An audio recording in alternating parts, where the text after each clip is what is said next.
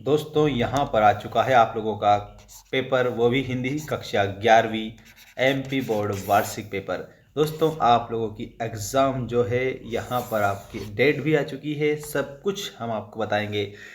तो आइए बिना देर के स्टार्ट करते हैं कक्षा 11वीं एमपी बोर्ड हिंदी सब्जेक्ट का ऐसा पेपर जो आपकी परीक्षा में छपने वाला है दोस्तों। और यहाँ पर सभी के लिए आंसर उपलब्ध रहेंगे। सभी बच्चे ऐप को इंस्टॉल कर लेना अपने मोबाइल में, हमने लिंक डिस्क्रिप्शन में दे दी है। पहला क्वेश्चन आपकी स्क्रीन के सामने ये रहा, सही विकल्प चुनकर लिखिए में किस काल को स्वर्ण काल के नाम से जाना जाता है। दोस्तों यहाँ पर भक्ति काल की हम बात कर रहे हैं, भक्ति काल को स्वर्ण काल के नाम से जाना जाता है। और एक और बात मैं आपको बता देता हूँ, गुप्त काल को दोस्तों यहाँ पर भारतीय इतिहास का स्वर्ण काल कहा जाता है। उसी प्रकार से भक्ति काल को हिंदी साहित्य का स्वर्ण काल कहा जाता है। नरसिंह माहेरो किसकी रचना है। दोस्तों ये रचना हो जाएगी मीराबाई की। नरसिंह माहेरो बिरोजी 56 करोड़ को ल्यायो माई रो, ये मीराबाई की रचना है, याद रखना सभी बच्चे। नरसिंह माहेरो। अगला क्वेश्चन ये रहा, कवि भवानी प्रसाद मिश्र जिनको हम कविता का गांधी भी कहते हैं, उनके पिता नित्य कितनी दंड बैठक लगाते थे।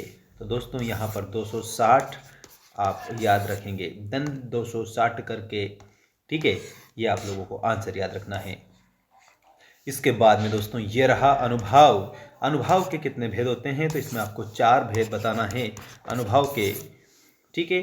कविता का गांधी किसे कहते हैं, भवानी प्रसाद मिश्र को कविता का गांधी कहा जाता है, क्योंकि वो गांधीवाद, बिल्कुल गांधीवादी विचारधारा रखने वाले थे, गांधीवाद से प्रभावित थे। उनकी कविताओं में महात्मा गांधी के स्वर मुखरित होते हैं, इस कारण से उन्हें महात्मा गांधी के समान ही कविता का गांधी कहा जाता है, ठीक। नेक्स्ट देखिएगा, अश्रु किसका तत्सम रूप है। यहाँ पर आंसू आंसर आप करेंगे करेक्ट।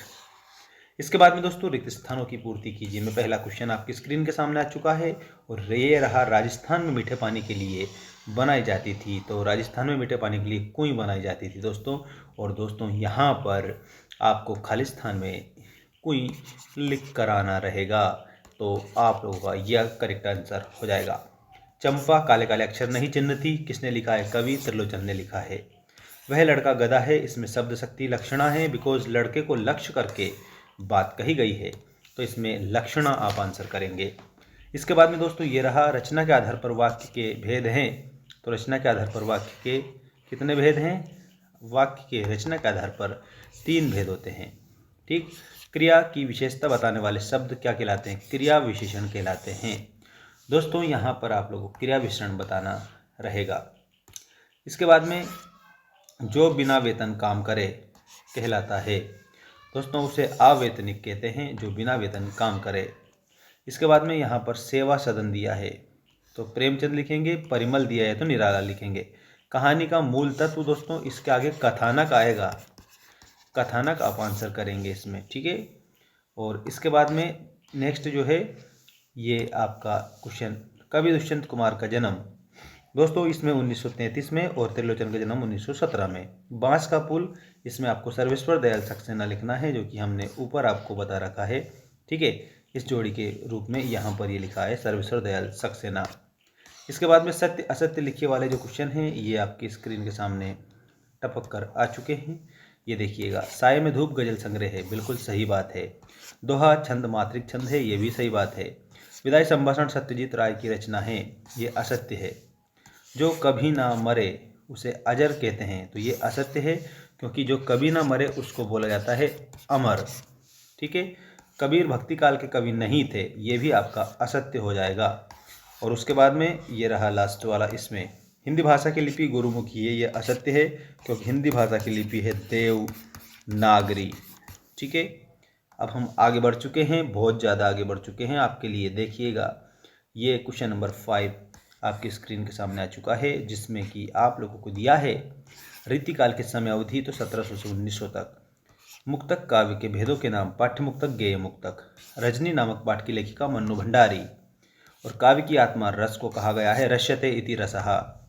पेड़ को हटाकर इसे जल्दी निकाल लेना चाहिए, माली ने कहा था। ये आप आंसर करेंगे। परीक्षा से रिलेटेड क्वेश्चन डिस्कस कर रहे हैं हम सभी बच्चे, आप सभी को कंप्लीट आंसर याद रखना है। छायावाद के आधार स्तंभ कवियों के नाम प्रसाद, पंत, निराला और महादेवी वर्मा।